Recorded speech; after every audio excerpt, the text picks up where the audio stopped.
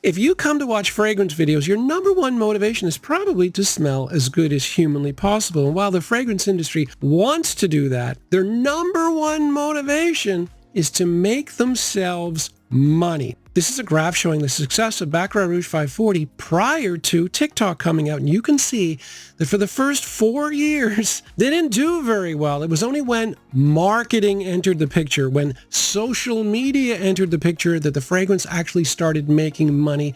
Is BR 540 without marketing super special?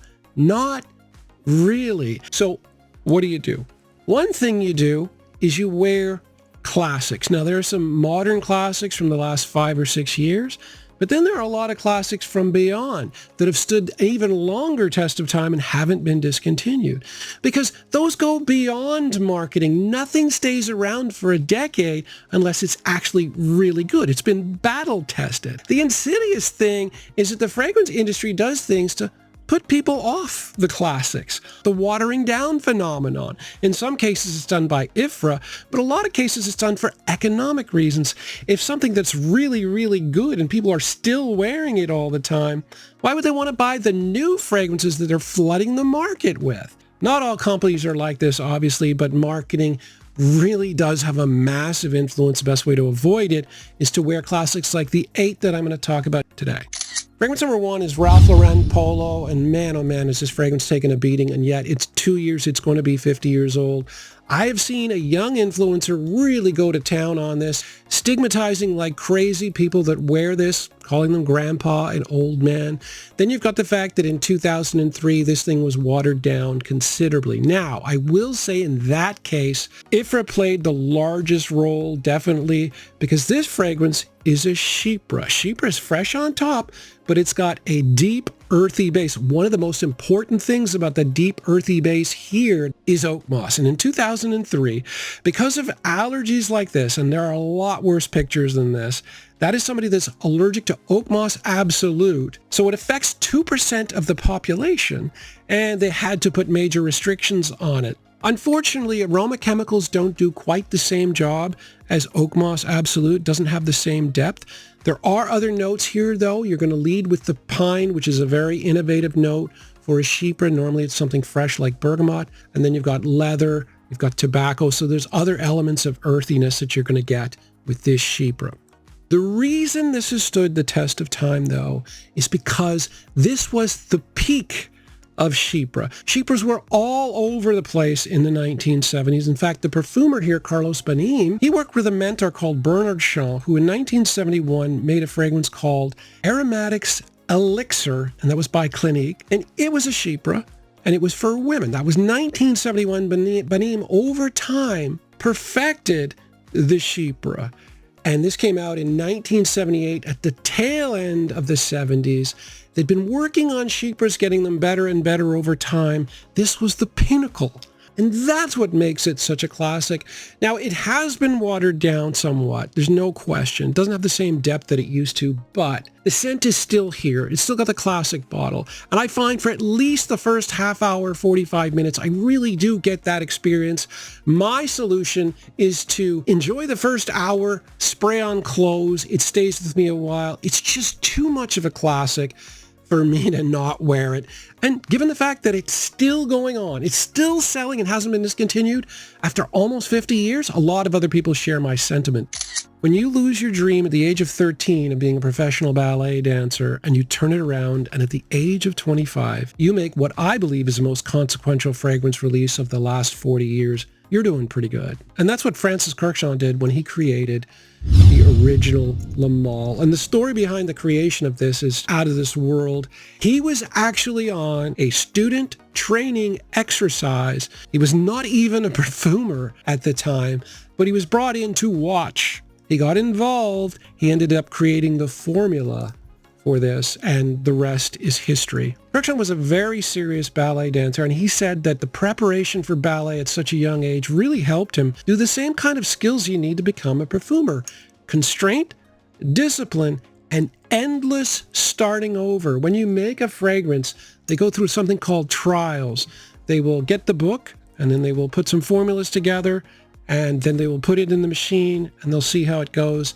Libre by YSL, that took 750 tries before they got it. That's the kind of discipline, that's the kind of starting over mentality that Kirkshall learned with this fragrance. And this still is relevant in Europe. Last summer, the data showed that this was the number 8 fragrance selling retail fragrance in Europe. It might not be as popular in North America. The flankers of this have gotten popular, but in Europe, this is still a big deal. Now, this one, unfortunately, is one of the ones that got affected by the watering down. They're not terrible, but they're not as deep as this. And apparently the bottles in the early 2000s and late 90s are just monstrous. Kirkshall envisioned a man coming out of the water, and that's where you get the sailor bottle. It was a shirtless man coming out of the water, but when he saw the bottle, he was horrified. He did not like it at all. He thought, this is a joke.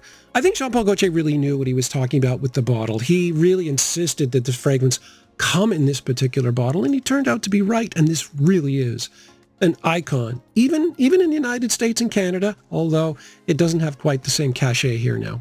Next up, we have Versace Eros. This fragrance is 14 years old, but as of the end of 2024, it was the number 3 fragrance in the United States in terms of retail sales. This one has not been watered down, not really stigmatized. The problem here is fragrances like this get hurt from the constant new releases that you're getting all the time. I mean, it's got to be 5 or 10 different new releases every day. So people look at something shiny and new, and they don't look at an old classic like this that actually does work and is very, very popular and proven over time. The weird thing about this fragrance, though, it is a classic, but it took an awful lot from Jacques Polsch in the Allure Homme Sport line, because if you look at the way it's constructed, it's pretty much the same way as Allure Homme Sport, except Donatella Versace wanted something that was a club scent. So she wanted something sweet and strong. So this is like a super ramped up version of Allure Homme Sport. So you're going to get the mint, and you get the mint in Allure Homme Sport. You get the aromatic component. Then you're going to get the sweetness, the vanilla here. There's a lot of tonka in Allure Homme Sport. And then the citrus element, they're using lemon and apple, which is sort of a sweeter citrus, which is similar to the mandarin or the orange that's used in the Allure Homme Sport line. So think of this as like a ramped up version of Allure Homme Sport, but it just works, especially for young guys. It works especially in clubs. And Aurélien Gouchard, I mean, hey, it runs in the family, and so do an awful lot of these perfumers. His father created Calvin Klein Obsession in the 1980s. So, I mean, Eros is considered to be one of the great classics of the 2010s. And in the 1980s, his dad created a classic as well. Fragrance community for that is really weird. I mean, there's so many family connections. But this is a classic, whether you like it or not. It is youthful, but boy, does it perform. Fragrance number 2 is La Nuit de L'Homme. This is the Blue Electrique version. It's since been discontinued. The original has not, however. I did own the original, but I did sell it because the two are somewhat redundant. It has been watered down significantly between 2016 onwards for a couple of reasons. One of them was economic, but one of them was definitely IFRA again. There are some certain components of the fragrance that had to be diluted somewhat. And so it's not quite the same, but the fragrance is still really popular, mainly because it's an intimate fragrance to begin with. It's a kind of thing that you're going to wear on a date when you're going to get very, very close to someone. So it kind of gets away with it, but it kind of doesn't. But the DNA is a definite classic. It's been around since 2009. Next up, we've got Habit Rouge. This is the Eau de Parfum version, but the original Eau de Toilette came out in 1965, so it's been around for a long time. And it's fundamentally the same thing. It is a citrus woody with florals, in this case carnation, and a little bit of sweetness, vanilla. It is a much more toned down vanilla that you're going to get than something like Le Male, but it is definitely still there. It's still sweetness. And the funny thing about it is, as the fragrance has gotten older, it's gotten more and more sweet to match the current aesthetic. But yeah, the core of the DNA is there. And this fragrance is one, again, that really bothers me because it's gotten stigmatized. People see it as smelling like an old man. And yet, what does an old man smell like? I mean, if this is what an old man smells like, he smells pretty good to me. There's nothing inherently old manish about carnation. That's a spicy note. There's nothing, to me anyway, old manish about Old Spice. Again, carnation. But, you know, people are going to do what they're going to do. I don't think this DNA is bad at all. I think it is a complex fragrance. If you look what you're dealing with here, you're going to get the citrus. You're going to get the woods. You're going to get that floral rose, which is really important, especially in this one. And then you're going to get the sweetness. There's 4 different core elements. It's really complex for what is essentially now, I guess, a designer fragrance, but it really wasn't designer back in the day. It was niche. And so, yeah, it's super stigmatized, but just it's classic DNA. Next up, we have a fragrance that really bugs me because I do believe it was watered down for economic reasons to sell nostalgia rather than actual high quality.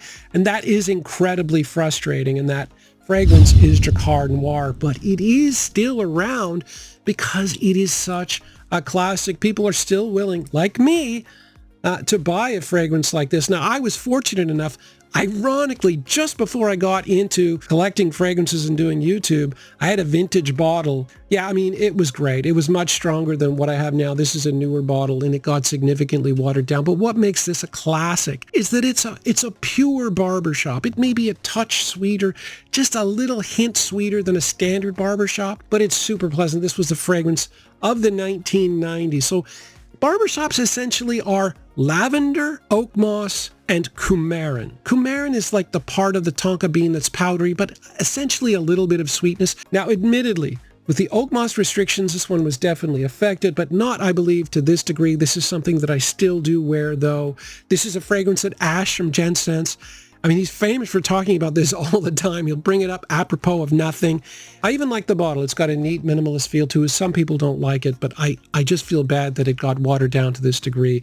This is one that's borderline for me in terms of repurchasing again, though, because they just absolutely destroyed it, which is, eh.